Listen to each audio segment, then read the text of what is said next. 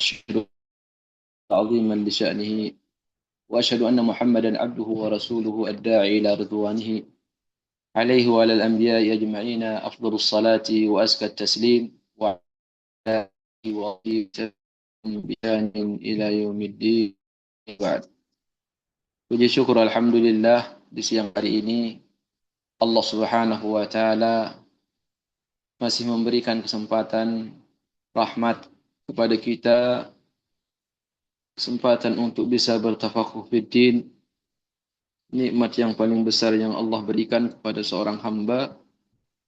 Dia diberikan kesempatan untuk bisa memahami apa yang akan disampaikan oleh Allah dan Rasul-Nya kepada dia dan apa yang diperintahkan serta apa yang dilarang. Pada kesempatan kali ini insyaallah kita mohon semoga memudahkan untuk memahami, memohon semoga apa yang kita pelajari bisa merubah kehidupan kita dengan Allah Subhanahu wa Ta'ala. Kita akan melanjutkan langsung saja kita pembahasan kita. Kemarin kita sampai kepada perkataan beliau rahimahullah, wasyirku ghalibun 'ala an-nasara. Di sini beliau akan mengungkap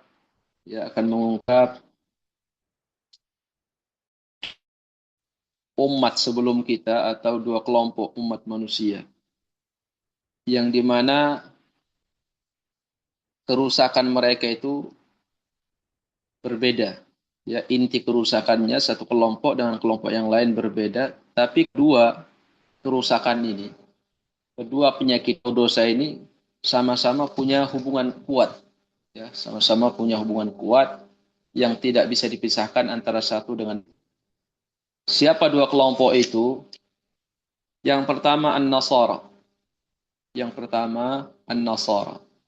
Ibn Taimiyah rahimahullah berdasarkan penelitian beliau lewat ayat Al-Quran dan juga hadits Nabi sallallahu alaihi wasallam yang sahih, maka beliau menyimpulkan bahwa wasyirku ghalibun 'ala nasara. Kesyirikan itu lebih dominan maksiat yang dilakukan oleh orang Nasrani.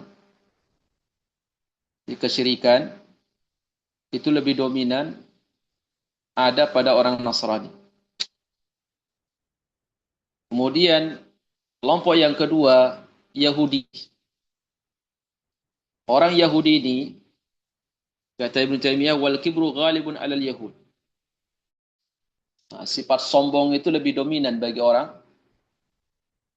Yahudi. Awal-awal sudah kita bahas, pembahasan sebelumnya Ibnu Taimiyah banyak menekankan pembahasan pada antara kaitan sombong sama kesyirikan. Antara kaitan sombong sama kesyirikan. Semakin orang itu sombong, maka dia akan semakin orang itu sombong, maka dia tidak butuh sama Allah Subhanahu wa Ta'ala. Dan dia akan butuh kepada selain Allah. Sehingga ketika dia membutuhkan selain Allah Subhanahu wa Ta'ala, maka dia akan terjatuh ke dalam kesyirikan. Dia akan terjatuh ke dalam kesyirikan. Afwan sebentar ada.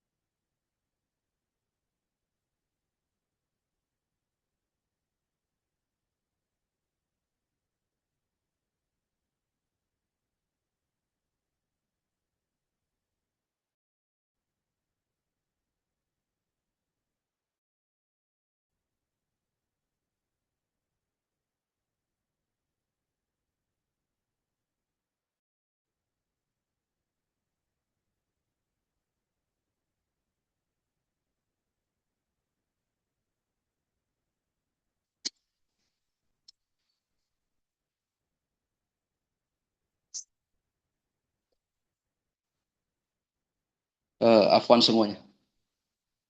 Ya, yang nyari. Baik, kita lanjutkan. Di sini Al-Imam Ibnu Taimiyah rahimahullah taala akan membawa kita kepada betapa sifat kesombongan itu ada kaitan kuat dengan kesyirikan. Karena ini semuanya tidak keluar dari pembahasan antara kebutuhan seorang hamba terhadap Allah. Dia butuh sama Allah atau dia butuh kepada selain Allah Subhanahu wa taala. Beliau mengatakan, qalatin nasara, qala Allah taala fin nasara. Dengarkan firman Allah tentang orang-orang Nasrani. Apa yang mereka lakukan? Kata Allah Subhanahu wa taala di dalam surah Taubah, ittakhadhu ahbarahum. Mereka menjadikan ahbar. Ahbar ini ulama, orang alim di kalangan mereka. Wa ruhbanahum, dan ruhban, yaitu pendeta. Ya, ruhban itu pendeta. Wa ruhbanahum, dan pendeta mereka, ahli ibadah mereka. Arbaban, tandingan-tandingan min dunillah, selain Allah. Kemudian wal masiha ibnu Maryam, dan mereka juga menjadikan al-Masih Isa alaihi salam itu sebagai tandingan bagi Allah. Nah, ini perbuatan mereka ini semua langsung Allah Subhanahu wa taala mengatakan wa ma umiru illa liya'budu. Ini semua dianggap sebuah kesyirikan oleh Allah Subhanahu wa taala. Mereka menjadikan orang alim mereka dan para ahli ibadah mereka dan al-Masih itu sebagai tandingan bagi Allah Subhanahu wa taala. Kata Allah, wa ma umiru illa liya'budu ilahan wahida. Padahal mereka itu sudah jelas diperintahkan oleh Allah tidak boleh menyembah ilah selain ilah yang wahid, yaitu Allah Subhanahu wa taala. Kemudian di akhir ayat Allah mengatakan subhanahu amma yusyrikun. Maha Allah dari kesyirikan yang mereka lakukan.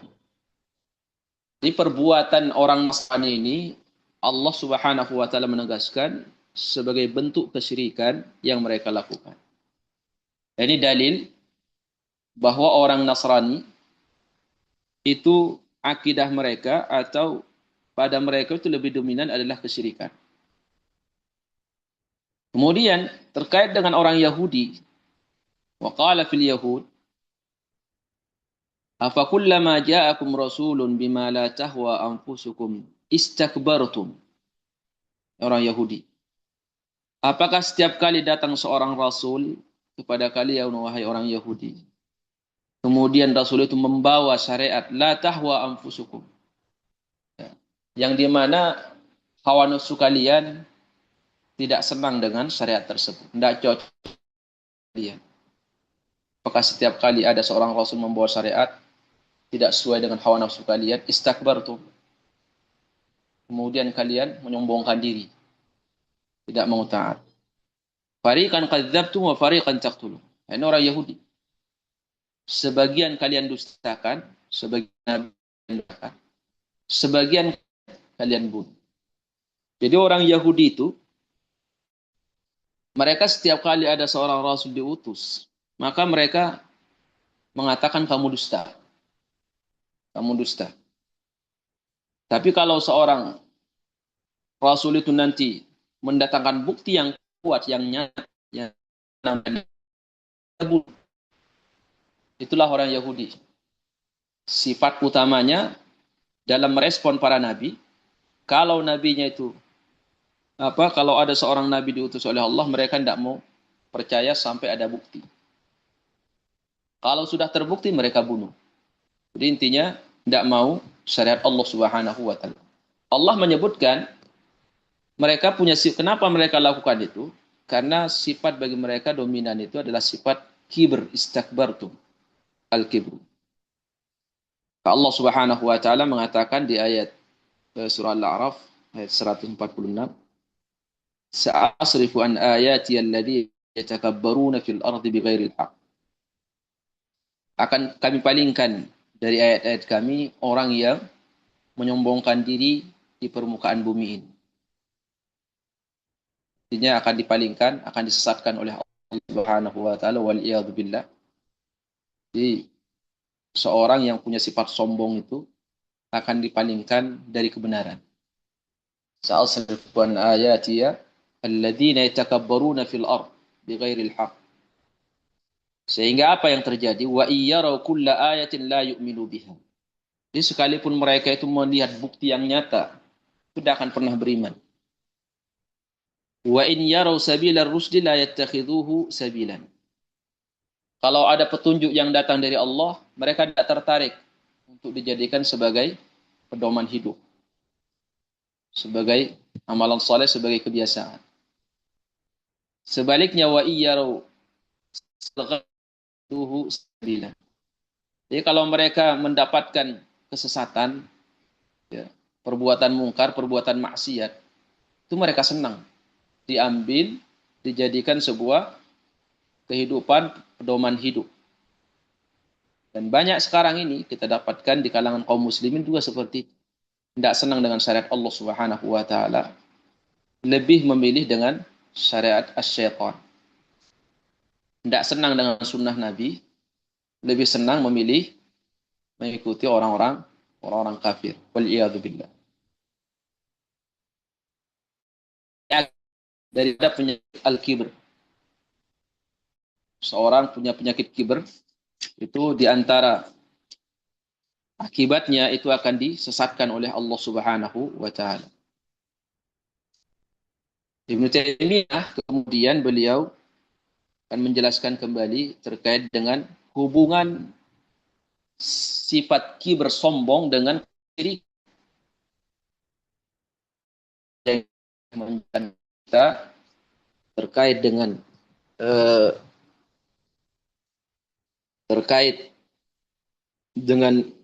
sifat ubudiyah, yaitu merasa butuh kepada Allah Subhanahu wa taala. Sampailah beliau membawa kita kepada pembahasan endingnya itu kepada kibr sama kesyirikan. Antara hubungan sifat sombong dan kesyirikan. Kata beliau, walamma kana al-kibru mustalziman lisyirki wasyirku dhiddul Islam wa huwa adh-dhanbu alladhi la yaghfiruhu Allah. Tatkala kata beliau sifat kibr, sifat sombong itu pasti akan melahirkan kesyirikan. Dan kesyirikan itu sendiri jelas bertentangan, berlawanan dengan Islam. Bahkan syirik itu adalah dosa yang sudah dijanjikan oleh Allah tidak akan diampuni pelakunya kalau tidak bertaubat. Inna Allah la yaghfiru an yushraka bihi wa yaghfiru ma duna dzalika liman yasha. Sungguhnya Allah tidak akan mengampuni dosa kesyirikan dan Allah akan mengampuni dosa selain syirik bagi siapa yang dikehendaki. Bagi siapa yang dikehendaki. Jadi ini akidah Ahlussunnah wal Jamaah yang selalu diulang-ulang oleh para ulama agar menjadi keyakinan yang kuat, menjadi pondasi dasar akidah yang kokoh bagi setiap muslim. Bahwa orang beriman yang meninggal dunia membawa dosa sebesar apapun, itu masih ada harapan masuk surga selama dosa tersebut bukan masuk dalam kategori kesyirikan. Ya, ada orang yang sebesar apapun dosanya, ada yang dimaafkan. Sebesar apapun dosanya, selama bukan kesyirikan. Sekalipun dia pelaku dosa besar, ya, ahlul kabair, pelaku dosa besar, kalau Allah mau mengampuni hari kiamat, langsung masuk di dalam neraka. Tapi Allah juga menghendaki, ya Allah ada. Makanya di dalam istilah akidah Ahlussunnah wal Jamaah itu selalu diulang-ulang. Kabirah atau ashabul kabair tahtal masyiati. Ashabul kabair tahtal masyiati. Pelaku dosa besar dalam tanda kutip selain kesyirikan itu masih di bawah kehendak Allah. Maknanya ada harapan hari kiamat langsung dimaafkan oleh Allah. juga ada kekhawatiran akan dihapus dosa besarnya itu oleh Allah dengan hapus yang terakhir. Karena Allah tidak akan mengizinkan seseorang untuk masuk surga selama di jiwanya itu ada noda dosa. Ya, itu tidak mungkin Allah untuk surga. Wa may yusyrik billahi faqad iftara itsman 'aziman. Jadi kedustaan yang paling besar itu terhadap Allah adalah kesyirikan. Kedustaan yang paling besar. Kata Allah, wa man yusyrik billahi, yang siapa yang melakukan kesyirikan dengan Allah Subhanahu wa taala maka sungguh kata Allah iftara. Iftara itu kadhibun. Kalau kadhib dusta-dusta biasa dalam bahasa Arab namanya kadhib. Ya, al-kadhib. Tapi kalau sudah dustanya besar itu namanya iftira, firyah. Ya. Dusta yang besar itu firyah. Kata Allah, faqad iftara itsman 'aziman. Faqad iftara itsman 'aziman. Maka sungguh dia telah melakukan kedustaan yang besar dan akan mendapatkan dosa yang besar. Wa qala inna Allah la yaghfiru an yushraka bihi wa yaghfiru ma duna dzalika liman yasha wa man yusyrik billahi faqad dhalla dhalalan ba'ida. Kata Ibnu Taimiyah, kana al-anbiya'u jami'uhum mab'utsina bi dinil Islam. Semua para nabi tanpa terkecuali diutus dengan membawa agama Islam. Fa huwa ad-dinul ladzi la yaqbalu Allahu ghairahu.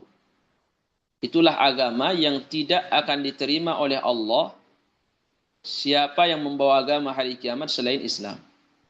La minal awwalin wa la minal akhirin. Baik itu dari umat-umat terdahulu atau umat-umat yang datang belakangan. Siapa yang berjumpa dengan Allah, agamanya bukan Islam, tidak akan diterima. Ini kita juga jangan sampai terkecoh sama fatwa kekinian sudah mulai beredar ya, yang akan menanamkan kesubahat ke dalam akidah kita. Sudah banyak Yahudi, Nasrani sama kita, ujung-ujungnya mereka agama samawi. Ya. Sampai saya dengar sendiri, ya pernah saya dengar sendiri orang muslim secara zahir, muslim secara zahir mengatakan pada saya bahwa ahli kitab itu orang Yahudi dan Nasrani sekarang itu muslim, saudara kita.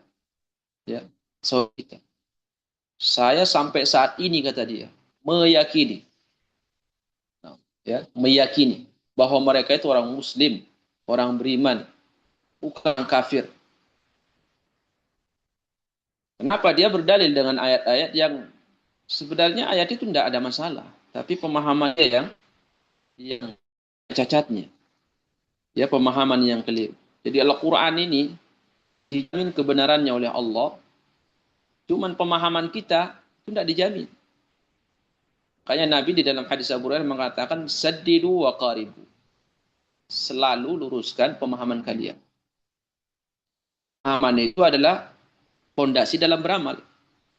Kalau pemahaman salah, pasti amalan hatinya salah, amalan lisannya salah, amalan zahirnya salah. Kalau pemahamannya lurus, maka amalan hatinya lurus, lisannya lurus, dan juga amalan zahirnya pasti lurus. Nah, ini butuh proses. Butuh proses. Jadi tidak cukup kita ini hanya berpegang teguh dengan ilmu yang kita dapatkan dari guru-guru kita waktu masih SD atau waktu masih di SMP atau tidak cukup. Ya, Islam terlalu besar. Tanggung jawab kita terlalu besar. Maka jalan satu-satunya yang terbaik untuk meluruskan pemahaman kita itu bukan ngelamun, bukan menghayal, ya, bukan mengandai-andai, tapi belajar. Belajar dan belajar. Tanpa kenal umur atau kenal waktu. Sebagaimana dinukil oleh Imam Bukhari bahwa sahabat ya usia tua belajar. Usia tua belajar. Justru semakin tua kita ini semakin butuh sama ilmu. Semakin tua semakin butuh sama ilmu. Jangan dibalik. Masih muda semangat belajar, usia tua sudah tidak semangat belajar. Dah. Justru kita harus semakin semangat belajar. Karena apa namanya, kita ini kesempatan untuk menuntut ilmu sudah semakin sempit. Sementara sebentar lagi kita akan bertemu dengan Allah, tidak ada kesempatan untuk meneruskan amalan hati, amalan lisan, amalan zahir. Baik. Jadi orang ini ya mengatakan bahwa dia mengatakan dengan penuh keyakinan orang Nasrani sama orang Yahudi sekarang itu Muslim. Akhirnya saya mengatakan membacakan satu ayat kepada beliau. Coba itu dibaca surah Al-Bayyinah yang pendek. Itu ada satu ayat. Allah mengatakan seperti ini. Ini bukan kita yang mengatakan Yahudi Nasrani itu kafir. Ahli kitab itu kafir. Allah sendiri yang mengatakan. Dan bagaimana satu ayat Allah? Kata Allah, innal ladzina kafaru. Sesungguhnya orang-orang kafir. Innal ladzina kafaru min ahlil kitabi. Dari kalangan ahli kitab. Wal musyrikina. Dan dari kalangan yang berhala. Khalidina. Mereka akan kekal di dalam neraka. Khalidin. Binari jahannam khalidina biha. Akan kekal di dalam neraka jahannam. Ulai kaum syarrul bariyah. Mereka itu seburuk-buruk makhluk Allah subhanahu wa ta'ala. Siapa yang mengatakan kafir mereka? Yaitu Allah sendiri. Allah yang menegaskan ahli kitab, orang kafir itu terdiri dari dua. Satu ahli kitab sama orang musyrik. Jadi disebut ahli kitab oleh Allah karena banyak subhatnya ahli kitab ini. Banyak orang ragu tentang kekufuran mereka. Nah, saat ini sudah mulai menguat. Jadi kalau kita ini tidak kuat keilmuan kita, sementara kita hidup di zaman di mana wasilah ilmu dengan mudah, wasilah kesesatan juga, pemahaman sesat itu mudah kita dapatkan, ini kita akan terombang-ambing. Ya, tidak punya dasar, tidak punya kekuatan. Setiap kali buka YouTube ada yang sobat diikutin, akhirnya apa? Akhirnya bahaya. Sampai ada seorang ulama yang mengatakan kebutuhan kita terhadap ilmu saat ini jauh lebih dibutuhkan daripada orang-orang sebelum kita. Kenapa? Karena orang sebelum kita itu hampir dominan itu pemahaman yang lurus itu dominan dulu. Ya, subhat itu tidak terlalu kuat di zaman dulu. Nah, kita sekarang ini itu subhat itu besar. Kemudian dengan mudah diakses. Nah, kalau ini tidak kuat keilmuan kita, kekuatan kita terhadap agama ini lemah, maka kita akan mudah untuk terbawa. Di jalan satu-satunya menguatkan prinsip di dalam beragama dengan mempelajari Al-Quran dan juga hadis Nabi Shallallahu Alaihi Wasallam. Hadis Allah Subhanahu Wa Taala kata Ibnu Taimiyah tentang Nuh Ibrahim ini beberapa ayat ya, mungkin tidak perlu kita bahas semuanya satu ayat karena intinya beliau ingin mengatakan bahwa seluruh nabi itu membawa agama yang satu, yaitu Islam. Namanya Islam. Itu sudah agama. Tidak ada agama Yahudi, agama Nasrani itu tidak ada. Agama yang diterima oleh Allah itu ya, mulai Nabi sampai Nabi kita Muhammad sallallahu alaihi wasallam. Itu agama Islam. Inna ad-dina 'indallahil Islam. Sesungguhnya agama yang diterima oleh Allah itu hanya agama Islam, dan itu agamanya para nabi. Wa qala ta'ala afa ghaira dinillahi wa lahu aslama man fis samawati wal ardi taw'an wa karha. Kita langsung ke perkataan Ibnu Taimiyah rahimahullah ya. Karena ayatnya semuanya hampir sama maknanya. Beliau pada kara Islam al-kainati taw'an wa karhan. Al-Imran, surah Al-Imran tadi ayat 83, ayat yang terakhir yang dibawakan oleh beliau. Apakah selain agama Allah yang mereka cari? Walahu aslama. Sementara kepada Allah lah berserah diri seluruh apa yang ada di langit dan di bumi. Tau'an wa karhan. Berserahnya sukarela atau terpaksa. Semua.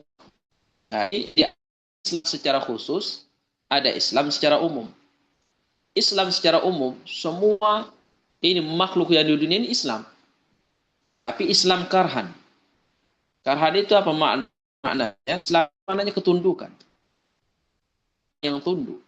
Nah, kita ini orang kafir sama orang muslim sama, tidak bisa keluar dari ketetapan Allah. Tunduk dengan ketetapan yang ditetapkan oleh Allah Subhanahu wa taala. Ini namanya Islam am, Islam secara umum. Maka Ibnu Taimiyah mengatakan, "Fa dzakara Islam al-kainati tau'an wa karhan." Allah menyebutkan tunduknya seluruh makhluk kepada Allah, tau'an, baik sukarela, dia sadar bahwa dia seorang hamba, wa karhan, atau secara terpaksa. Dia tidak mengakui bahwa dia seorang hamba, tapi kehidupannya mau tidak mau dia sadar atau tidak, tetap dia makhluk. Tetap dia tidak bisa keluar dari ketetapan Allah Subhanahu wa taala. Li'anna al-makhluqati jami'aha muta'abbidatun lahu. Karena seluruh makhluk itu tak terkecuali itu muta'abbidatun lahu, hamba bagi Allah. At-ta'abbudul am, tapi hamba secara umum. Kenapa? Karena hamba itu kan maknanya orang yang ditundukkan, orang yang diatur, ya, orang yang diarahkan, itu hamba. Ada disebut ta'abbud, abdun, itu asal kalimatnya itu sama satu, yaitu orang yang diatur, orang yang ditundukkan, orang yang tidak bisa ngurus dirinya sendiri. Semua makhluk ini tidak ada yang bisa ngurus dirinya sendiri, tidak ada. Baik itu urusan terkait dengan perutnya, apalagi urusan terhadap akhiratnya. Itu semua Allah yang ngatur. Maka beliau mengatakan at-ta'abbudul am. Sawa'un aqarra al-muqirru bidzalika au ankarahu. Sama hamba mau sadar atau enggak, kata Ibnu Taimiyah, tetap dia itu hamba. Ya, tetap dia hamba. Tidak mungkin dia jadi khaliq. Itu tidak mungkin. Tetap dia seorang hamba. Wa hum madinuna mudabbarun. Mereka itu ditundukkan. Mau mengatakan saya bukan hamba Allah, ya saya bukan muslim, tetap dalam kehidupan nyatanya dia itu diatur hidupnya oleh Allah. Karena muslim itu orang yang berserah diri. Kenapa dia berserah diri? Karena dia yakin, dia sadar kalau dia tidak bisa ngatur hidupnya. Harus ada yang ngatur, yaitu Sang Pencipta, Allah Subhanahu wa taala. Fa muslimuna lahu tau'an wa karhan. Laisa li ahadin minal makhluqati khurujan amma sya'ahu wa qaddarhu wa qadahu. Jadi semua makhluk ini tunduk kepada Allah, tidak bisa keluar dari masyiah Allah. Tidak ada yang bisa keluar dari kehendak Allah, tidak bisa. Wa qaddarahu wa qadahu. Dan tidak ada yang bisa keluar dari ketetapan Allah Subhanahu wa ta'ala. Contoh sederhana. Ada orang yang tidak pernah sakit di dunia ini, orang kafir? Tidak ada. Ya. Tidak ada orang yang tidak pernah sakit. Pasti pernah merasakan sakit. Ada orang yang mau sakit? Tidak ada. Kenapa dia sakit? Kalau dia tidak menginginkan. Itu menandakan ada yang mengatur. Sakitnya sendiri. Buktinya apa? Buktinya sakit tidak dia sukai, kok bisa menimpa dia. Berarti ada yang ngatur dia, ada yang mendatangkan penyakit itu, dia tidak sanggup untuk menghindar. Berarti selama ini dia diatur sama siapa? Mudabbir, Khaliq, yaitu Allah Subhanahu wa taala. Wala dia tidak punya daya, wala quwwah, tidak punya kekuatan. Illa bihi, kecuali kekuatan yang diberikan oleh Allah. Wa huwa rabbul alamin. Dialah Rabb semesta alam, wa malikuhum, dan raja mereka, yusarrifuhum kaifa, Allah perintahkan, Allah atur makhluk ini semua sebagaimana yang Allah mau. Wa huwa khaliquhum kulluhum, karena semuanya ini yang menciptakan Allah. Wa bari'uhum, dan melahirkan ke dunia ini Allah. Wa musawwiruhum, dan yang membuat postur tubuh mereka seperti apa wajahnya, seperti apa tubuhnya, yaitu Allah. Yusawwiruhu kaifa syaa. Kita dikasih oleh Allah ini bentuk rupa, postur tubuh, tinggi, pendek, ya, hitam, putih, ini semua tidak ada yang pesan, tidak ada yang pilih-milih. Itu semua Allah yang ngatur. Allah yang ngatur. Tidak ada orang yang pesan sebelum lahir dia buat saya putih, atau orang yang pesan hitam, atau keriting lurus dan lain sebagainya. Itu semua sudah tanda bahwa kita ini hamba Allah Subhanahu wa taala, diatur oleh Allah Subhanahu wa taala. Ya, kita bayangkan itu, andaikan bayi ya, ini keluar dari rahim ibu semua. Itu siapa yang bisa mengeluarkan? Tidak ada. Ya, kecuali apa? Kecuali Allah Subhanahu wa taala menjalankan. Itu bayangkan. Allah menjalankan bisa keluar dengan selamat, normal, tanpa ada sesuatu. Ya, tanpa ada sesuatu, semuanya normal, sehat. Padahal kalau kita lihat dengan akal, tidak sanggup kita untuk bisa mengeluarkan, bisa keluar dengan sempurna. Mampu kita untuk mengeluar, melakukan itu tidak bisa. Di Allah Subhanahu wa taala dengan maha kekuasaannya. Ya, itu mampu menjalankan itu semua. Wa kullu ma siwahu huwa mardud muhtajun mu'abbadun maqhur. Selain Allah semua itu diatur, diciptakan. Fakirun muhtaj, butuh sama Allah, mu'abbad, ditundukkan. Makhur, mu'abbad, ditundukkan, diatur. Siapa yang ngatur? Wa huwal wahidul qahar, al-khaliqul bari'ul musawwir. Dialah al-wahid, zat yang maha agung, yang maha esa. Al-qahhar, zat yang maha menundukkan. Al-khaliq, zat yang maha menciptakan. Al-bari, zat yang maha mewujudkan. Al-musawwir, zat yang maha membentuk semua makhluk. Dia yang mengatur, Allah Subhanahu wa taala.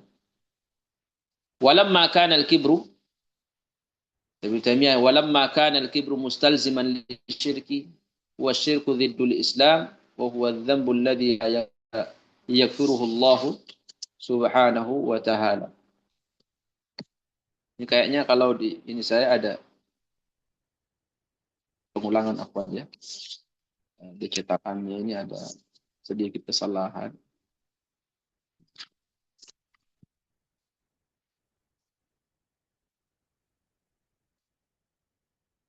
Sudah di... Nah, ada pengulangan ini.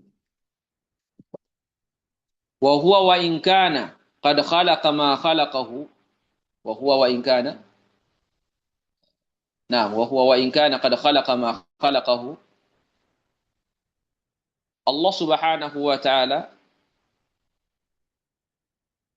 wa huwa wa in kana qad khalaqa ma bi asbabin sabab wal muqaddir lahu. Allah, semua makhluk yang Allah ciptakan ini diciptakan oleh Allah dengan sebab. Sebab itu pun Allah yang menciptakan. Wal muqaddir, dan Allah yang menetapkan. Wa huwa muftaqirun ilaihi kaftiqari hadza. Jadi antara sebab itu saling membutuhkan, antara sebab yang satu dengan sebab yang lain saling membutuhkan. Walaysa fil makhluqati sababun mustaqillun. Jadi di dunia ini, di makhluk ini tidak ada sebab yang bisa memberikan pengaruh dengan sendirinya, itu tidak ada. Ya. Bi fi'lin, entah itu akan melakukan sesuatu, wala bidaf'i dharar, atau akan menghilangkan sesuatu yang membahayakan, itu tidak ada dengan sendirinya. Ma huwa sababun fa huwa muhtajun ila sababin akhar. Semua sebab ikhtiar yang diciptakan oleh Allah, yang dilakukan oleh manusia, itu membutuhkan kepada sebab lain. Yu'awinuhu wa ila ma yadfa'u anhu adz-zidd alladhi yu'ariduhu wa yumani'uhu. Jadi semua ikhtiar yang kita lakukan untuk mendapatkan sesuatu, ikhtiar yang kita lakukan ini membutuhkan ikhtiar yang lain. Dan setiap ikhtiar atau sebab yang kita lakukan untuk terhindarnya kita dari sebuah bahaya, itu ikhtiar yang kita lakukan juga membutuhkan ikhtiar yang lain. Contoh, ya, ini supaya dipahami perkataan Ibnu Taimiyah rahimahullah. Jadi beliau itu ingin menjelaskan seperti ini, bahwa Allah saat menciptakan sesuatu makhluk, dia pakai sebab. Ada sebab. Itu lewat sebab. Diciptakan Allah lewat sebab. Yang menciptakan. Sebab ini juga membutuhkan sebab yang lain. Semua itu Allah yang menciptakan. Contoh misalkan ini. Eh, saat seseorang kepingin harta, kepingin makan, saat kita mau kenyang, maka kita harus cari sebab. Karena tidak mungkin kita kenyang dengan sendirinya. Kita cari sebab. Apa sebab yang harus kita cari? Yang kita lakukan? Kita cari makanan. Nah, saat kita mendapatkan makanan ini, apakah cukup kita langsung kenyang? Tidak. Ya, saat kita mencari makanan, sudah dapat makan, sebabnya sudah dapat. Apakah langsung kenyang? Tidak. Dia butuh sebab yang lain. Apa sebabnya? Kita harus mengangkat makanan itu. Kalau itu misalkan beras, ya kita tidak cukup kita mendapatkan. Tapi butuh sebab yang lain. Diapain dia? Direbus dulu, dimasak. Setelah jadi nasi, apakah nasi ini sudah cukup buat kita kenyang? Tidak. Sampai butuh sebab yang lain. Kita ambil dia, pakai tangan kita, kemudian kita letakkan dia di mulut. Ada sebab, ya. Sebab tadi membutuhkan sebab yang lain. Intinya kenyang, kepingin kenyang kita ini. Ya. Saat kita masukkan di mulut, apakah dengan sampainya nasi itu di mulut, makanan itu di mulut, kita langsung kenyang? Tidak. Dia butuh penyebab yang lain. Apa penyebabnya? Penyebab yang dibutuhkan setelah itu, ikhtiar yang sebab atau ikhtiar itu sama ya. Sebab atau ikhtiar itu sama. Sama-sama bahasa syariat. Ya, kalau bahasa kita usaha, ya. Usaha. Setelah diletakkan di mulut, apakah langsung kenyang? Juga tidak langsung kenyang. Saat kita ikhtiar yang kita lakukan ini, sebab ini membutuhkan ikhtiar yang lain. Apa itu? Dikunyah. Atau orang bisa mengatakan, bisa tanpa dikunyah? Ya, bisa.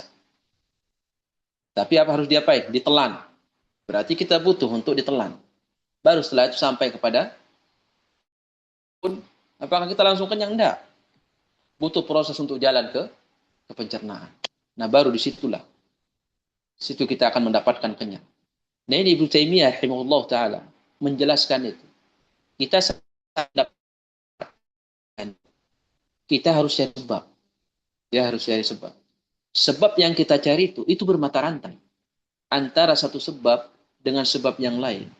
Itu semuanya diciptakan oleh Allah Subhanahu wa ta'ala. Itu saat kita mau mencari sesuatu yang kita inginkan, al-matlub. Jadi tidak bisa seorang itu mengatakan bahwa saat dia lapar, ingin kenyang, cukup dia cari beras. Tidak cukup. Tidak cukup mengenyangkan ini. Melewati proses beberapa sebab. Sebab yang satu membutuhkan sebab yang lain. Nah, saat kita mau sembuh, kita punya penyakit mau sembuh, Allah ciptakan sebabnya. Kita suruh mencari sebab itu. Apa itu? Berobat. Nah, saat kita mau berobat, maka kita harus cari obat yang tepat. Saat kita dapat obatnya, diapain lagi? Harus dibeli dia. Kalau itu butuh dibeli. Oh enggak, itu gratis tinggal diambil. Setelah diambil apakah sembuh? Enggak. Butuh proses semua, sama. Seperti tadi. Harus ditelan, kemudian atau harus dikunyah, atau yang lain. Jadi beliau mengatakan, ya, makhluk itu sampai sebab saja. Ikhtiar itu, tidak ada ikhtiar itu mustaqim. Tidak ada usaha dengan sendirinya itu bisa melahirkan apa yang kita inginkan. Dan tidak ada usaha yang dengan sendirinya itu bisa membuat kita terhindar dari bahaya yang kita khawatirkan. Itu tidak ada. Semua sebab yang Allah ciptakan membutuhkan kepada sebab yang lain. Ya, membutuhkan kepada sebab yang lain. Jadi secara garis besarnya atau secara khulasahnya, ringkasannya itu, tidak ada sebab yang tidak butuh kepada yang lain. Kalau dia butuh kepada yang lainnya, kepada sebab yang lain, maka kebutuhan sebab itu kepada Allah jauh lebih aula, lebih butuh kepada Allah daripada sebab yang lain. Maka beliau mengatakan, kullu ma huwa sababun fahuwa muhtajun ila sababin akhar. Semua sebab membutuhkan sebab yang lain, yu'awinuhu, yang membantu dia. Mau kenyang, cari beras atau cari makanan. Dapat makanan, tidak cukup. Dia butuh kepada sebab yang lain. Diapain? Punya. Ya, begitu terus. Wa ila ma yadfa'u anhu. Kalau kita mau terhindar dari sesuatu yang kita tidak inginkan, maka kita berusaha atau ikhtiar atau cari sebab. Nah, usaha kita ini membutuhkan usaha yang lain. Setelah kita dapatkan obatnya, kita apain? Kita telan, kita minum. Baru setelah itu sampai nanti setelah kita minum, apakah langsung sembuh? Tidak. Butuh dia usaha yang lain. Di sini ada komponen-komponen di dalam tubuh kita yang akan mengantarkan semua obat-obat itu ke seluruh tubuh kita, terkhusus kepada tubuh di mana di situ titik penyakit kita. Itu semuanya membutuhkan. Tidak cukup dengan sekedar minum. Semuanya itu Allah Subhanahu wa taala yang menjaga. Maka Ibnu Taimiyah melanjutkan, kalau ini semua kita pahami bahwa tidak ada makhluk kecuali membutuhkan kepada makhluk yang lain, makhluk yang lain ini juga membutuhkan kepada makhluk sebelumnya, kepada makhluk setelahnya, dan semua makhluk ini membutuhkan Allah Subhanahu wa taala. Nah, wa huwa subhanahu siap butuh. Wa huwa subhanahu wahdahul ghani an kulli ma siwa laysa lahu syarikun yu'awinuhu wala dhiddun yunawi'uhu wa yu'ariduhu. Hanya Allah Al-Ghani yang maha kaya, yang maha tidak butuh terhadap segala sesuatu. Dia tidak punya tandingan, tidak punya sekutu yang bisa membantu dia, dan juga tidak punya musuh atau lawan untuk bisa memusuhi atau mengancam Allah atau memberi bahaya kepada Allah. Tidak ada. Ya, itu tidak ada.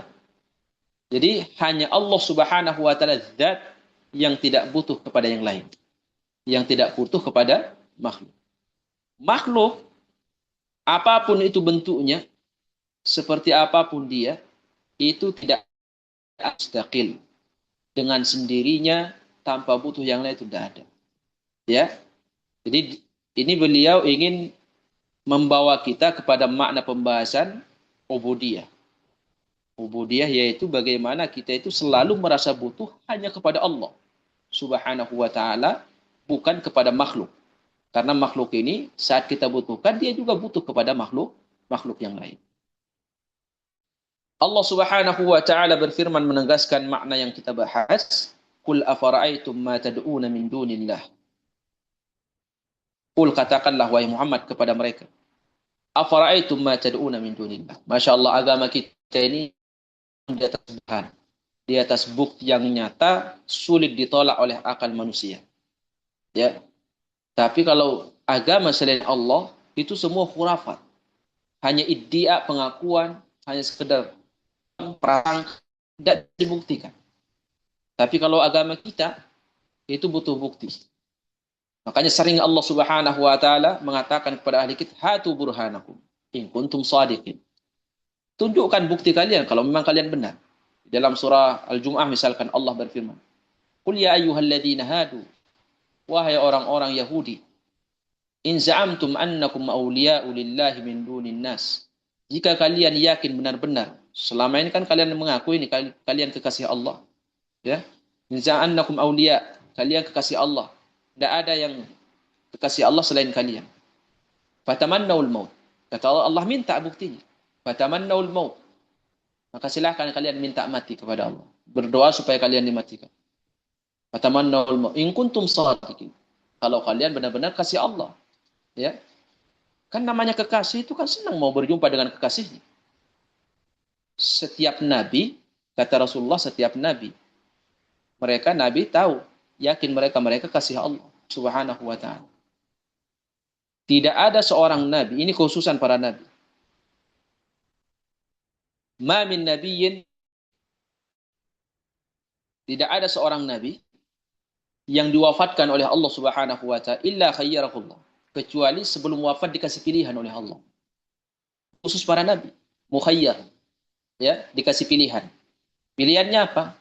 Sudah siap dicabut nyawanya, mau berjumpa dengan kekasihnya, yaitu Allah. Atau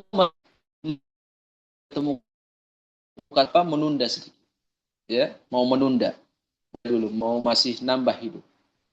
Semua para nabi memilih untuk ketemu Allah Subhanahu wa ta'ala. Musa ditanya, Malaikat maut menjelma menemui Musa alaihissalam. Kata Musa alaihissalam, mau kemana? Saya disuruh oleh Allah mencabut nyawa kamu. Musa melihat, mendengar itu langsung ditampar malaikat maut. Langsung ditampar malaikat maut. Akhirnya butalah matanya sebelah. Akhirnya malaikat maut lapor kepada Allah. Kisahnya ada di Bukhari. Ya. Kisahnya sahih. Lapor kepada Allah Subhanahu wa taala, kemudian mengatakan kepada Allah ini dan itu. Akhirnya Allah mengatakan, katakan kepada Musa, apakah ada seorang kekasih yang tidak mau berjumpa dengan kekasih? Akhirnya begitu malaikat maut Musa menyampaikan pesan Allah Subhanahu wa taala, wahai Musa, Allah berfirman, apakah ada seorang kekasih yang tidak mau berjumpa dengan kekasihnya? Kata Musa, cabut Musa. Nabi Musa memilih untuk bertemu dengan Allah. Karena dia yakin dia kasih Allah. Jadi senang berjumpa dengan kekasihnya. Kemudian Nabi SAW kata Aisyah radhiyallahu anha saat wafat, itu Nabi mengangkat telunjuknya ke atas. Mengangkat telunjuknya ke atas seperti dengan sambil mengucapkan fir rafiqil a'la, fir rafiqil a'la, fir rafiqil a'la. Apa rafiqul a'la? Allah. Bersama Allah, bersama Allah, bersama Allah. Begitu Aisyah mendengar suara itu keluar, ucapan itu keluar dari mulut Nabi. Dan Aisyah melihat, setelah Nabi mengucapkan itu 3 kali, maka jari-jari Nabi langsung jatuh. Artinya nyawa Rasulullah sudah dicabut.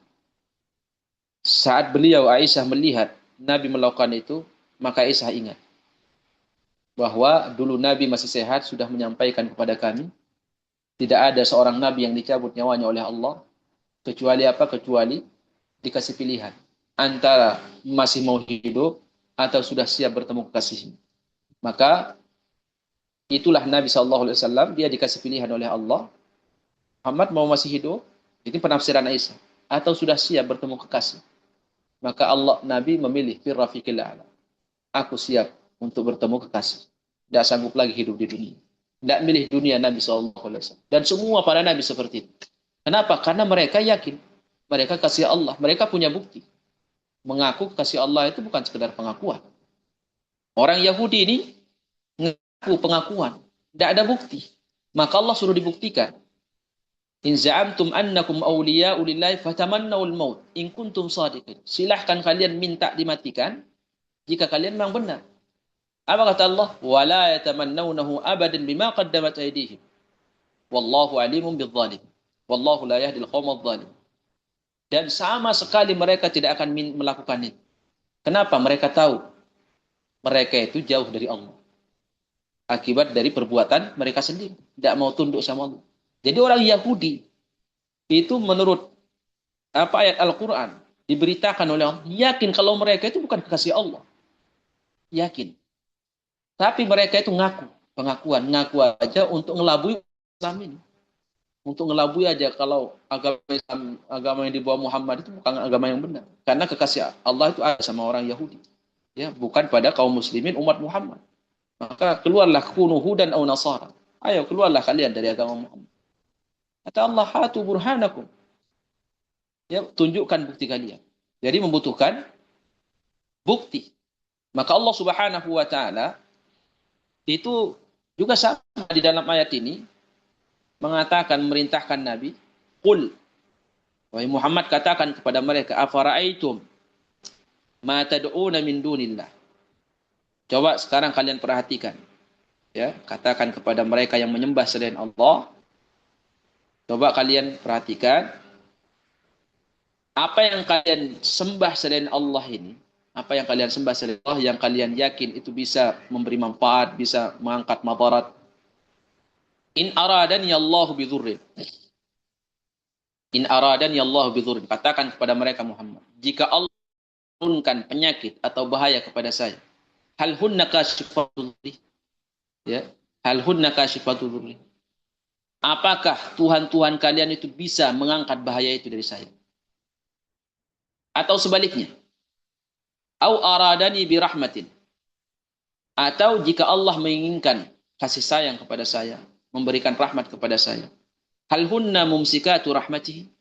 Apakah tuan-tuan kalian itu bisa melarang? Bisa menahan Allah ngasih manfaat atau rahmat kepada saya? Itu jelas. Jawabannya mungkin. Maka katakan, qul hasbiyallah alaihi yatawakkalul mutawakkil. Katakan, wahai Muhammad, hanya Allah pelindung. Kalimat hasbiyah itu kan hasib. Fahasib itu maknanya cukup. Seorang muslim itu harus selalu merasa cukup dengan Allah. Tidak butuh kepada yang lain. Cukup dengan Allah. Nah, kalau ulama kita kan sering mengatakan seperti itu. Kalau kamu punya dunia semuanya, tapi tidak Allah di hatimu, hakikatnya kamu miskin. Tapi kalau kamu selalu merasa punya Allah, tidak punya dunia, hakikatnya kamu kaya raya. Ya, kaya raya. Dzalika bi anna Allah maula alladziina aamanu wa anna al-kafirina la maula lahum. Kemudian beliau membawakan ayat juga di dalam surah Al-An'am, wa iyyamsaska Allahu bidhurrin fala kashifa lahu illa wa iyyamsaska bi khairin fa huwa ala kulli syai'in qadir. Kalau kamu bahaya wahai Muhammad, tidak ada yang bisa mengangkat bahaya itu dari kamu kecuali Dia, yaitu Allah. Wa iyyamsaska bi khairin, jika kamu dikasih kebaikan oleh Allah, maka Allah Maha Kuasa atas segala sesuatu. Wa qala ta'ala 'anil Khalil Ibrahim. Allah Subhanahu wa taala menceritakan tentang Nabi Ibrahim, kekasih Allah. Qul ya qaum, qala ya qaumi inni bari'un. Ibrahim mengatakan, wahai kaumku, sesungguhnya aku berlepas diri dari kesyirikan yang kalian lakukan. Ini dalil kita berlepas diri dari kesyirikan. Karena katanya orang yang melakukan kesyirikan itu memberikan kebutuhannya kepada selain Allah. Sementara kita diperintahkan untuk membutuhkan Allah. Inni wajjahtu wajhiya lilladzi fatara as-samawati wal arda hanifan wa ma ana minal musyrikin. Sungguhnya saya menghadapkan wajah saya kepada Zat yang menciptakan langit dan bumi hanifan, dalam keadaan berserah diri kepada Allah, dalam keadaan bertauhid. Maknanya apa? Tidak ada keraguan sedikit pun bahwa kita ini tidak membutuhkan kecuali Allah Subhanahu wa taala. Wa ma'ana minal musyrikin, dan saya tidak termasuk orang musyrik. Wa hajahu qaumuhu. Nah, ini kaumnya Nabi Ibrahim mendebat dia. Kata Ibrahim, atujahidunani atuhajjuni fillahi wa qad hadan. Apa kalian akan mendebat saya tentang Allah? Suruh kalian tinggalkan itu Allah untuk menyembah bintang, menyembah matahari. Wa qad hadan. Allah sudah ngasih saya hidayah. Wala akhafu ma tusyrikuna bihi. Kalau kalian mengancam saya ini, Tuhan kalian, nanti kalau kamu tidak menyembah bintang, tidak menyembah matahari, nanti kamu akan celaka. Diancam Ibrahim alaihissalam oleh kaumnya. Hati-hati kalau kamu tidak menyembah berhala atau Tuhan-Tuhan kami, kamu nanti akan kena ini dan itu. Diancam Ibrahim. Apa Ibrahim mengatakan? Kata Ibrahim, wala akhafu ma tusyrikuna bihi illa yasha rabbi syai'an. Aku tidak akan takut sama kesyirikan kalian, sama yang kalian sembah, sama sekali tidak takut. Karena saya yakin, kata Ibrahim, Tuhan-Tuhan kalian yang kalian tidak bisa berbuat apa-apa. Tidak bisa berbuat apa-apa. Yang bisa mendatangkan bahaya itu siapa? Rabb saya. Yasha, jika dia berkehendak. Yang kalian sembah tidak bisa. Ngapain saya takut dengan sesuatu yang tidak bisa mendatangkan bahaya? Ila qauli, akhirnya disebutkan di kelanjutan ayatnya, walam yalbisu imanahum bidzulmin ulai amnuhum muhtadun. Jadi orang yang paling sempurna mendapatkan keamanan, merasa tenang di dunia lebih-lebih di akhirat, yaitu orang yang tauhidnya lurus, ya. Orang yang tauhidnya lurus, yaitu orang yang merasa tenang hidup di dunia ini. Tidak pernah khawatir, tidak pernah ada rasa takut, sedih. Jadi apa yang perlu mereka semakin sempurna tauhidnya, semakin sempurna keamanan. Rasa ketentramannya semakin sempurna, itu karena tauhid yang ada. Dan sifat aman ini adalah nikmat yang besar Allah Subhanahu wa taala berikan kepada kita semua. Coba bayangkan kalau Allah selalu menanamkan rasa takut kepada kita. Itu tidak bisa kita ini hidup di contoh misalkan Allah tidak memberikan kepada kita hidup di rumah. dihantui kita. Kalau mau masuk rumah, dihantui. Jangan-jangan nanti gedung atau rumah saya roboh. Takut. Nanti keluar lagi, berteduh di bawah pohon, ada kekhawatiran lagi. Jangan-jangan pohon nanti tumbang, takut. Nanti keluar lagi, menghindar dari pohon, nanti dihantui rasa takut lagi. Jangan-jangan nanti roboh. Dan seterusnya seperti itu. Naik perahu, nanti khawatir. Jangan takut terbalik. Takut ombak besar. Itu kalau kekhawatiran itu, subhanallah. Ya, kalau kekhawatiran, tidak ada rasa aman pada diri seseorang, maka hidupnya susah. Maka nikmat yang terbesar diantaranya adalah kita dikasih keamanan oleh Allah sehingga kita bisa menikmati fasilitas hidup ini. Fasilitas hidup. Kita naik mobil kalau tidak dikasih keamanan oleh Allah, tidak bisa kita, tidak berani. Orang itu naik mobil tidak berani. Khawatir ketabrak, khawatir jurang, khawatir kekhawatiran. Maka Allah Subhanahu wa taala mengingatkan di dalam Quraisy itu. Ila fi Quraisy, ila fihim rihlata syita'i was-sayf. Falyabudu rabb hadzal alladzi at'amahum min ju' wa amanahum min khauf. Maka sembahlah Rabb kalian ini. Rabb kalian yang telah mendatangkan keamanan kepada kalian. Nah, ini nikmat besar. Orang yang paling sempurna mendapatkan keamanan siapa? Orang yang bertauhid kepada Allah Subhanahu wa taala. Kenapa? Karena seseorang itu khawatir dengan sesuatu karena dia bahwa sesuatu itu tidak kecuali dengan sesuatu yang lain. Kalau dia tumpukan harapannya kepada makhluk, jatuhlah dia kepada kesedihan.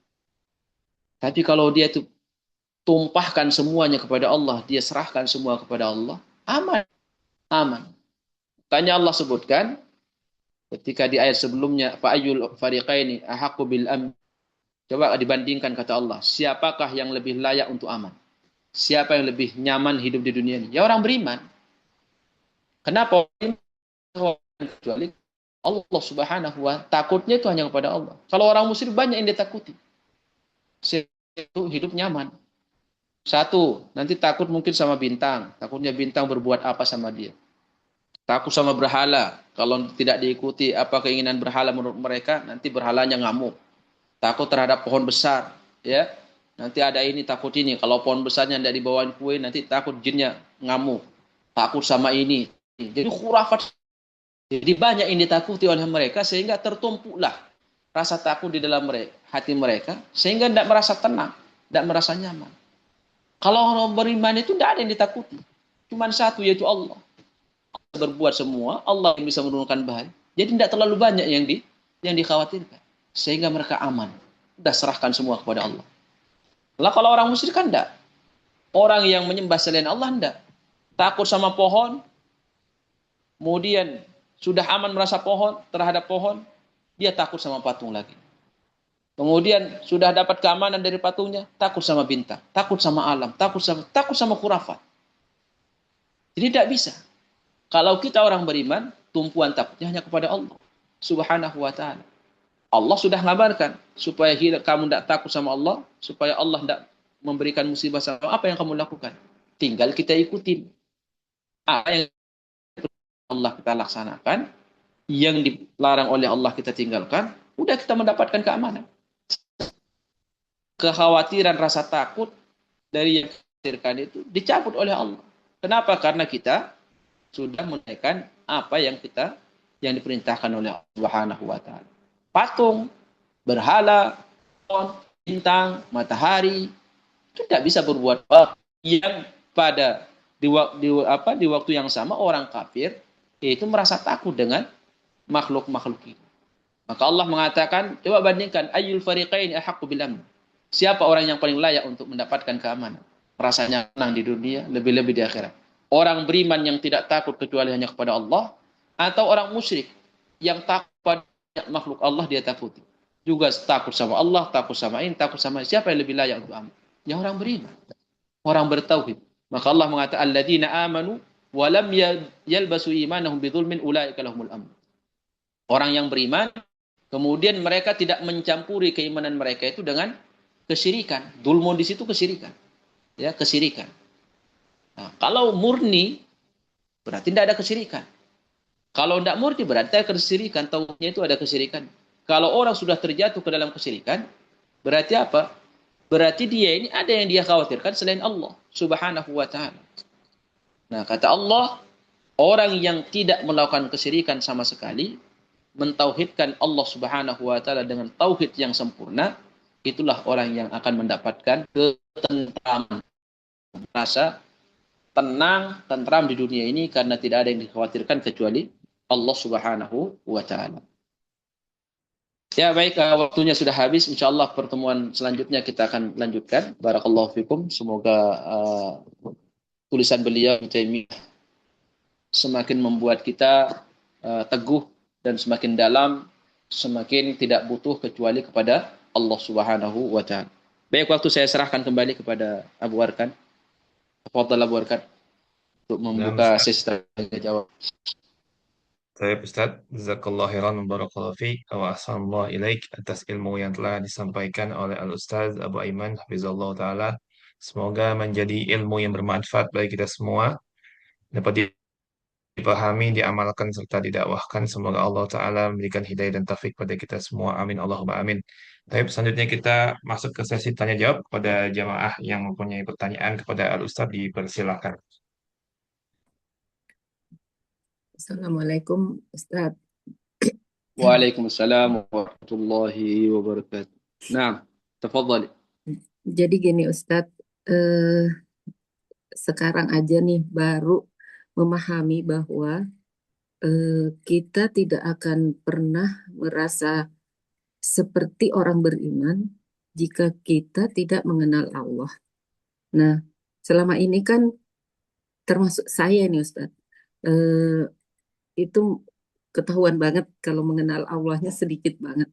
Karena begitu banyak kekhawatiran-kekhawatiran yang astagfirullah. Eh, jadi selama ini banyak sekali kekhawatiran. Dari penjelasan Ustadz, saya baru paham bahwa karena ketidak mengenal Allah itulah yang membuat saya begitu banyak khawatir tentang nanti bagaimana, eh, apakah Allah kemudian mengampuni dosa-dosa saya, eh, belum lagi kekhawatiran-kekhawatiran yang lain, Ustaz. Nah, jadi memang berarti kami ini harus begitu banyak belajar ya Ustadz mengenal Allah untuk menghilangkan kekhawatiran itu untuk menumbuhkan keimanan. Begitu Kak ya Ustadz? Iya. Minta Iya, dijelaskan dan wajib. di Nah, jadi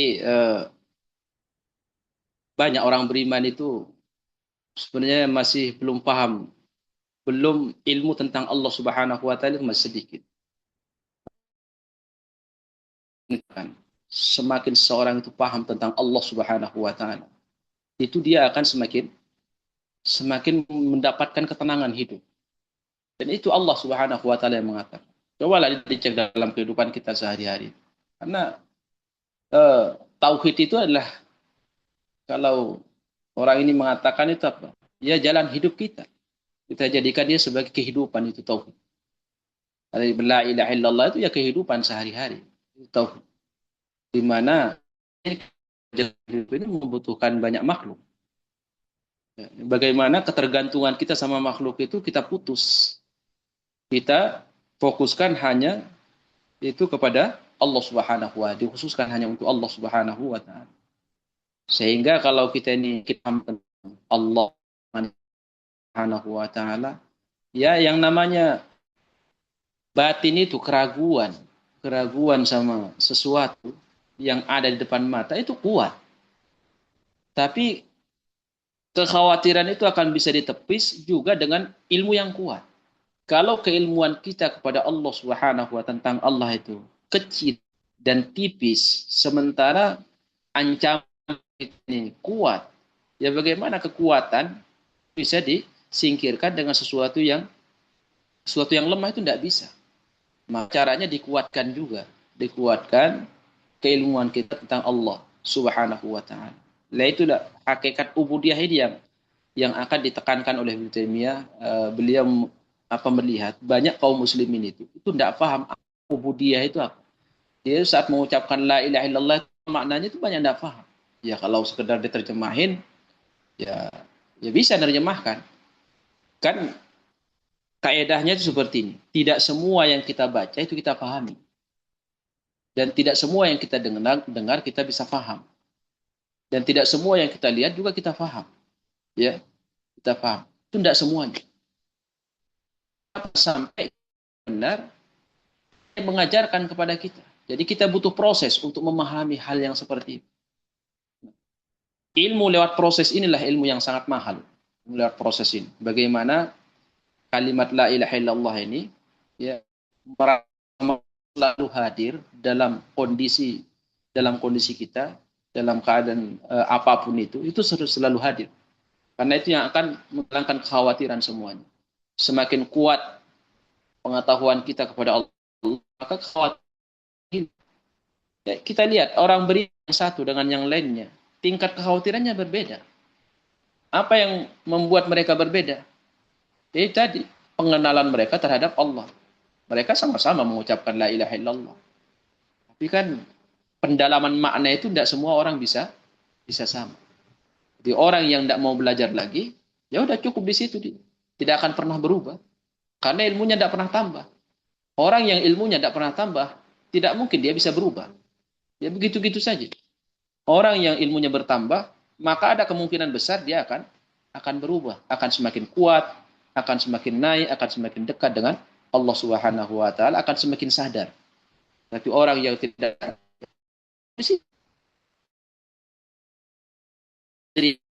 ke diri kita masing-masing. Makanya kita ini suruh belajar. Subhanallah.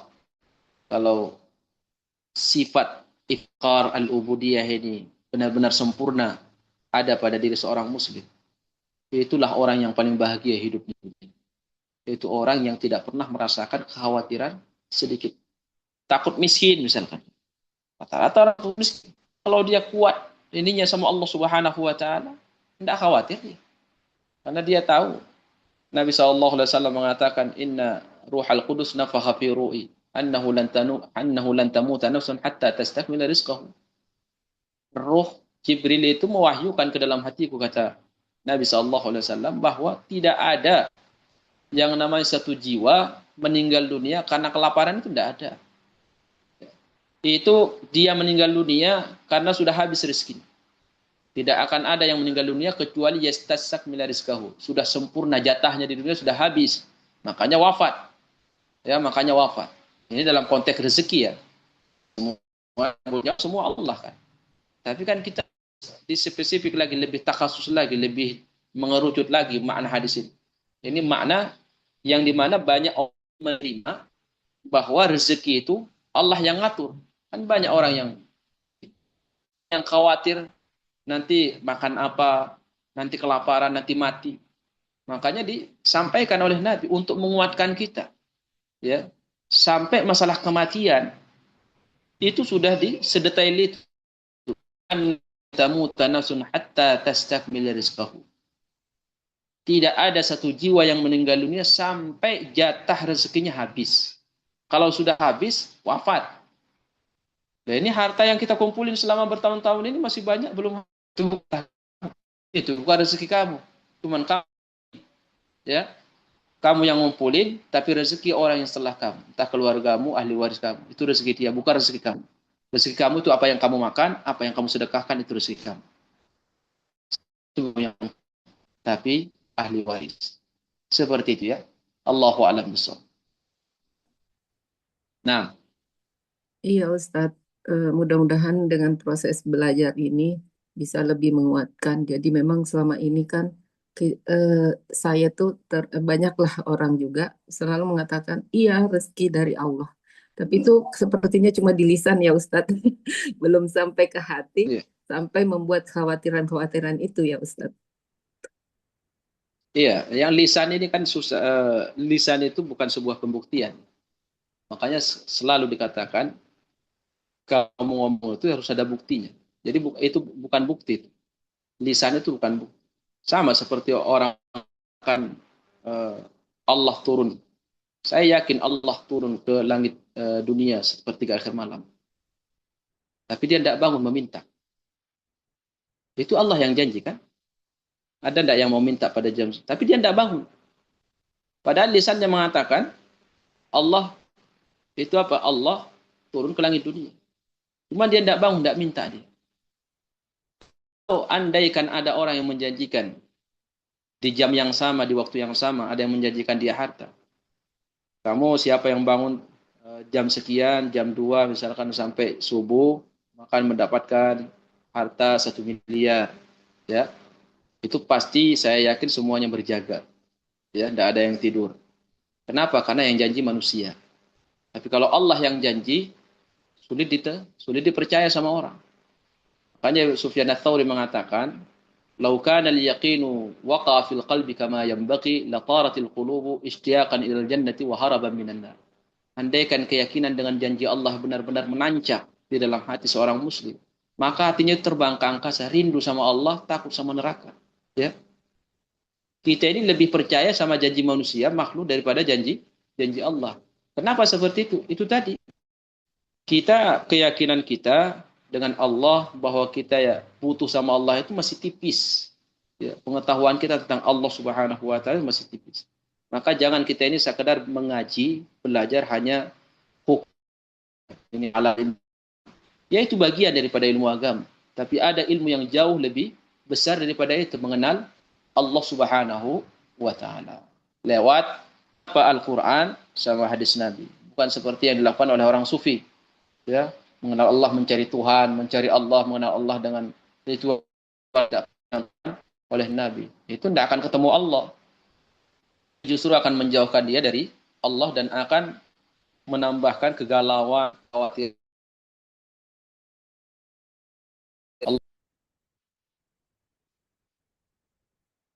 Tapi silakan kalau ada yang lain, masih ada waktu insyaallah. Jazakallah khair Ustaz. Insyaallah. Wa iyyakum, jazakillahu khairan wa barakallahu fiik. Saya tanya ya Ustaz ya. Awarkan Afwan biar waktunya ini. Fadli. Ya, fadal. Masya Allah, penjelasan ini membuat hati itu luar biasa ya Ustaz. Artinya gini, ubudiyah ini tadi kan dibilang Rasulullah itu asalnya para nabi pada wafat diberikan dari sama Allah pilihan gitu lah. Itu kan kita melihat, saya tadi Ustaz menjelaskan tuh begini, bisakah diri ini mendapatkan menjadi seorang hamba yang betul-betul ubudiyahnya. Dalam hal ini begini Ustaz, saya merasakan testimoni gitulah diri. Ubudiyah ini kan intinya sangat butuh kepada Allah gitu kan Ustaz. Dia selalu menyandarkan dirinya kepada Allah Ta'ala. Saya mengatakannya pada saat masalah, kita nggak mengembalikan itu kepada Allah Ta'ala. Allah bilang, mohonlah pertolonganku dengan sabar dan sholat. Untuk sabar aja kita sulit, Ustaz. Artinya bagaimana mau sampai kepada titik ubudiyah sampai gini. Masya Allah ya, ternyata fakir betul. Diri ini ngaku belajar tauhid, belajar Quran, tapi tidak mengenal Allah. Itu kan rasanya ironis ya Ustaz. Iya, betul. Tapi itulah yang terjadi sesungguhnya. Saya mengatakan ini untuk diri saya sendiri gitu loh. Itu yang dirasakan. Membaca Quran berulang-ulang gitu loh. Tetapi kadang-kadang nih, ya Allah ini saya puluhan tahun baca. Kok saya nggak paham, baru hari ini saya tahu ya gitu. Satu sisi rasanya sedih, tapi di sisi lain saya bersyukur kepada Allah di usia seperti ini diberikan. Saya mengatakan luasnya ilmu Allah hanya sedikit yang dipahamin, tapi itulah pengharapannya gitu. Jadi untuk menyandarkan segala sesuatu kepada Allah itu bagaimana? Orang masalah sedikit aja kita tidak. Allah perintahkan jelas ayatnya, jelas benar, muhkam. Jadikanlah sabar dan sholat sebagai penolong. Kita hanya berusaha berpikir gimana ya jalan keluar. Bukan itu yang menjadi kelaziman diri, itu menjadikan suatu betul-betul yang sudah tertanam kepada diri. Ini kan baru saja saya merasakan Iya ya, ini kan sesuatu solusi yang Allah berikan karena hidup ini penuh dengan ujian. Tapi Allah sudah kasih Iya, clue-nya, sudah kasih. Tetapi kan Masya tidak Allah. terlihat ini Ustadz. Bagaimana bisa menyandarkan, menjadikan kita butuh kepada Allah? Tadi Ustadz bilang, Allah mengatakan aku turun sepertiga malam gitu loh. Itu kan bukan menjadikan suatu reward, artinya bersungguh-sungguh kita mempersiapkan diri untuk bangun malam gitu loh. Yang seperti dijanjikan. Itu sampai gini, iya ya luar biasa. Kalau Allah lah tidak memiliki sifat sabar, sifat maha pengasih lagi maha maha pengampun, binasa kita sudah gitu loh. Iya, Iya, saya suka sedih gitu loh Ustaz, kepada diri gitu loh.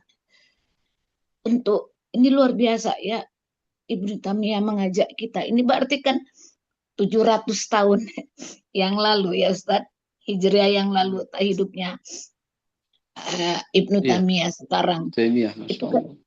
saya tuh sampai iya kadang-kadang tuh suka kalaulah tidak Allah mengatakan bahwa tidaklah orang yang putus asa itu kecuali orang kafir gitu Ustaz. Tapi kalau melihat kenyataan diri ini betul-betul memukul saya, bahasanya gini loh dibilang ini. Membutuhkan setiap saat Allah gitu loh. Pada saat kita diberikan kelapangan itu luar biasa Ustaz. Saya Nah, akhirnya memahami Rasulullah yang Ustaz, doanya Rasulullah mengatakan Allahu Rabbi la usriku bi. Saya kesini berpaham ya Allah ya Rasulullah yang sudah dijamin surga. nah, Dia senantiasa takut kepada Allah dengan kekufuran, kesirikan itu tuh menjadikan doa dia yang luar biasa gitu. Makin kesini, oh maknanya seperti itu ya. Karena geseran hati itu antara kelapangan dengan kesempitan itu jatuh kepada kesirikan itu luar biasa ya Ustadz. Dan ini iya, betul-betul harus mengenal yang namanya Allah dan disinilah kita semua jatuh beribadah tapi nggak kenal Allah Ustaz. Itu yang saya selalu bilang kepada diri saya, ya Allah ampunin saya. Saya ibadah kepada engkau tapi saya nggak mengenal engkau. Itu sesuatu yang ironis. Baca Quran tapi tidak mengenal nama sifat dan perbuatan Allah di dalam Al-Quran yang disebut luar biasa. Insya Allah ya Ustaz. Pengharapan mudah-mudahan ini bukan sepertinya yang Ustadz bilang berangan-angan, tetapi testimoni diri yang merasakan bahwa ya Allah ya Rabb kalau bukan rahmat engkau gitu loh. Diri ini memang sudah luar biasanya binasa gitu loh. Rahmat Allah jualah yang masih memberikan di usia seperti ini, berikan keinginan gitu loh. Untuk tetap belajar, untuk tetap tidak putus asa dari rahmat Allah Ta'ala. Itu rasanya apa ya Ustaz? Sepertinya tadi Bu Leli bilang, kadang-kadang rasa kan itu harus kumpul ya Ustadz. Rasa takut, rasa harap, rasa cinta.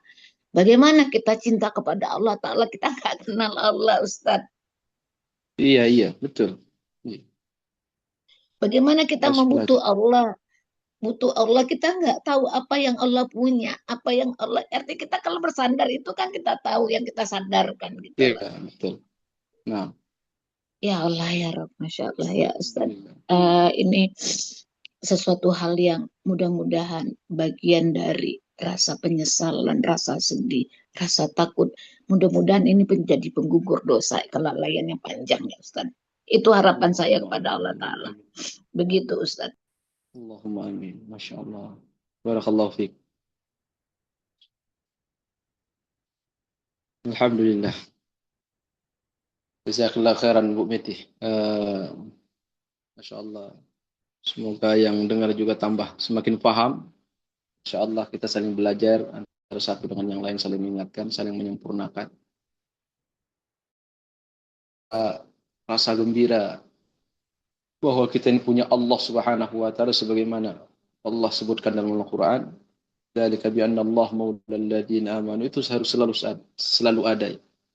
Orang beriman itu selalu bangga dia punya Allah Subhanahu wa taala. Bi anna Allah maulal ladzina amanu al-kafirina la maula lahum. Orang kafir tidak bangga punya Allah Subhanahu wa taala sehingga mereka mencari sembahan selain Allah. Orang beriman bangga dia punya Allah Subhanahu wa taala. Baik, barangkali ada pertanyaan yang lain, masih ada waktu Abu Rakan ya? Insyaallah masih berapa menit itu? Masih ada sedikit Ustaz. Saya sedikit. Sedikit sekali. Cukup untuk bertanya ya, tidak cukup untuk menjawab ya. Sekalian Ustaz tetap paket. Tapi mungkin Oh satu itu. pertanyaan terakhir ya. Pertanyaan terakhir lagi bagi jemaah yang punya pertanyaan kepada Ustaz dipersilakan. Adabnya tidak boleh banyak bertanya ya. Ingat adabnya. Ustadz kan ulama kan tempatnya bertanya, perintahnya Allah begitu, nggak boleh bertanya, terus nanyanya sama siapa Ustadz? Sebenarnya ternyata penasaran. Penasaran itu bagian daripada kesabaran.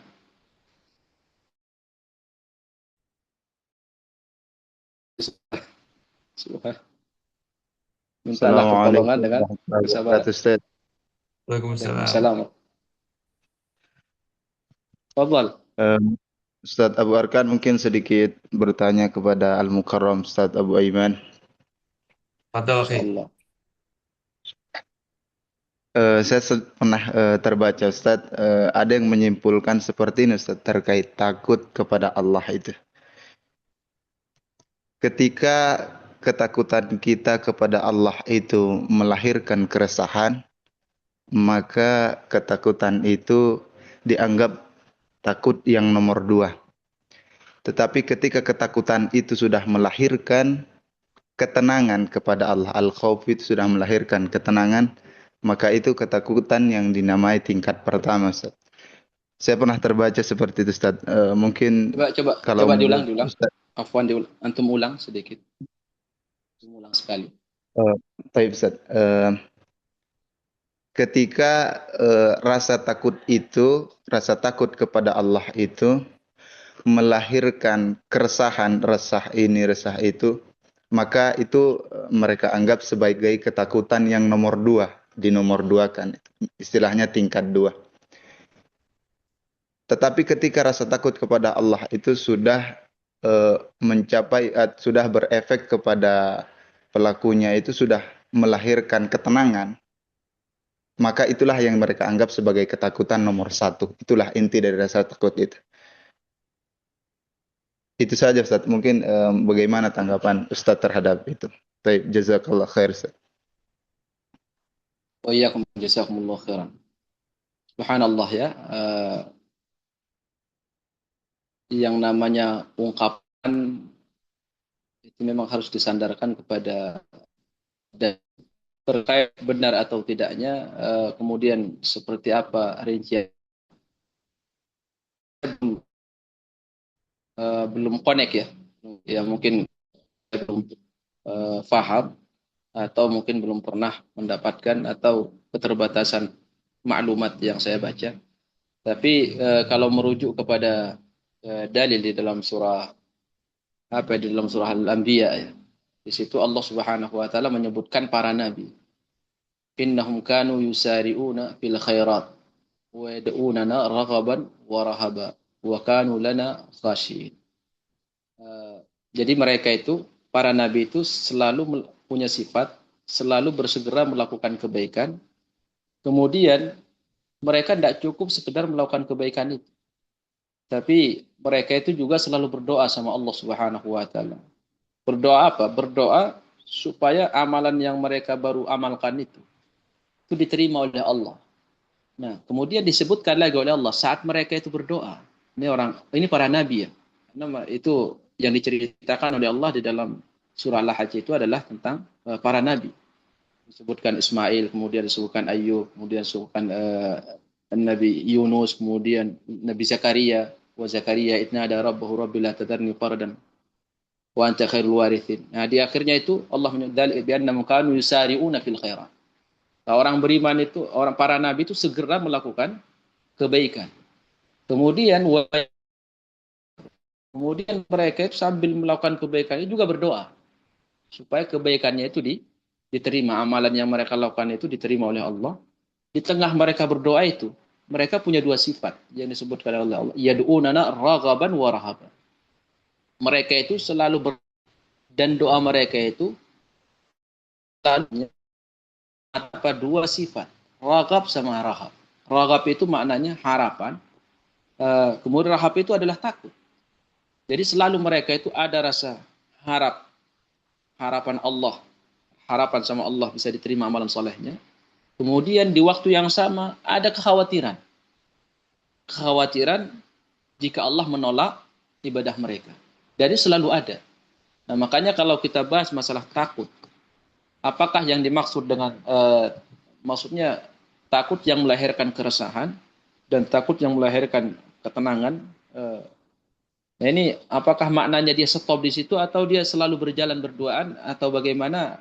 Itu yang saya belum pahami dari ini. Karena kalau nanti kita sebutkan kekhawatiran yang menghilangkan keresahan itu masih bagian kedua, artinya tidak ada lagi keresahan, setelah itu yang ada adalah takut yang mendatangkan ketenangan. Nah ini Allah menyebutkan dalam Al-Quran mereka ada kekhawatiran. Bahkan Ibrahim Khalilur Rahman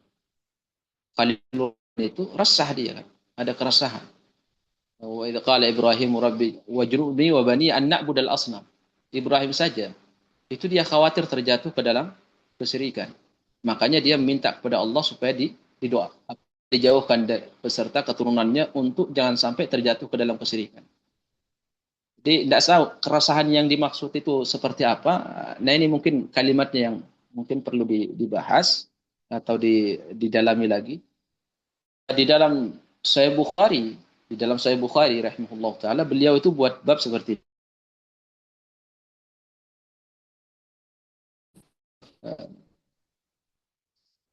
Babu khaufil mu'min min ayyahbita amaluhu wa huwa la yash'ur. Ya. Bab seorang mukmin itu, kekhawatiran seorang mukmin untuk suatu amalan terhapus itu bagian daripada iman. Ya, bagian daripada iman. Di situ juga beliau mengatakan bab al-khauf minasyirki minal iman. Rasa kekhawatiran terjatuh ke dalam kesyirikan itu bagian daripada iman. Terjadi dalam perbuatan maksiat, keresahan, dia resah gitu. Itu bagian daripada amalan soleh. Sampai Nabi SAW ketika terjadi pembebasan kota Mekah, itu ada Dzul Khalasah namanya. Yaitu yang masih Nabi SAW mengatakan kepada para sahabat setelah pembebasan kota Mekah, man yurihuni min Dzul Khalasah. Siapa di antara kalian yang bisa menghilangkan keresahan saya terhadap Dzul Khalasah? Karena Dzul Khalasah ini patung besar yang masih disembah. Sampai ada beberapa sahabat yang datang siap untuk menghancurkan patung tersebut. Baru Nabi saat itu merasakan dia tuh keresahannya hilang. Artinya apa? Artinya keresahan yang dimaksud itu apa? Itu yang saya tidak paham. Jadi keresahan terhadap apa? Apa keresahan terhadap terhadap amalan soleh takut tidak diterima? Karena ulama itu menjelaskan orang semakin tinggi tauhidnya, maka kekhawatirannya semakin besar. Karena itu bagian daripada konsekuensi daripada tauhid yang murni. Seseorang khawatir terjatuh ke dalam kesyirikan, itu bagian daripada amalan soleh. Kekhawatiran. Sampai para sahabat di dalam Sahih Muslim disebutkan, inna lanajidu shay'an fi yata'adhamu inna ya Rasulullah inna lanajidu shay'an fi anfusina wa innahu la yata'adham ala ahadin ay yatakallama bihi. Ya Rasulullah, kami terkadang mendapatkan sesuatu dalam hati kami. Kami itu tidak berat bagi kami untuk menceritakan karena kami tahu itu kesyirikan. Cuman itu selalu ada. Nah, ini bertanya, apakah benar awajadtumuhu? Apakah benar kalian mendapatkan hal yang seperti itu? Kata para sahabat, iya. Kata Nabi, dzaka mahdul iman. Itu bagian daripada keimanan. Jadi seorang ada kekhawatiran, tapi kekhawatirannya bukan kekhawatiran sama dunia ya. Ini perlu digarisbawahi. Kekhawatiran kalau terjatuh ke dalam kesyirikan, kekhawatiran jangan-jangan ini kesyirikan, saya yang lakukan ini jangan-jangan kesyirikan. Misalkan kita ada sesuatu yang kita khawatir, jangan-jangan ini kesyirikan. Terus kita dihantui. Itu bagian daripada keimanan. Bagian daripada kemurnian keimanan seseorang. Itu ada dihantui dengan rasa seperti itu. Itu yang ada yang saya dapatkan di dalil baik di Quran atau hadis. Tinggal nanti dikompromikan dengan pertanyaan antum. Barakallahu fikum. Allahu a'lam bishawab. Naam Ustaz, jazakallah khairan. Insyaallah. Wa Alhamdulillah. iyyakum jazakumullah khairan. Ustaz. Barakallahu fikum. Baik, jazakumullah khairan wa barakallahu fikum atas seluruh pertanyaan dari jamaah dan juga jawaban dari Al-Ustadz Abu Aiman. Nampaknya waktu sudah habis Ustadz ya.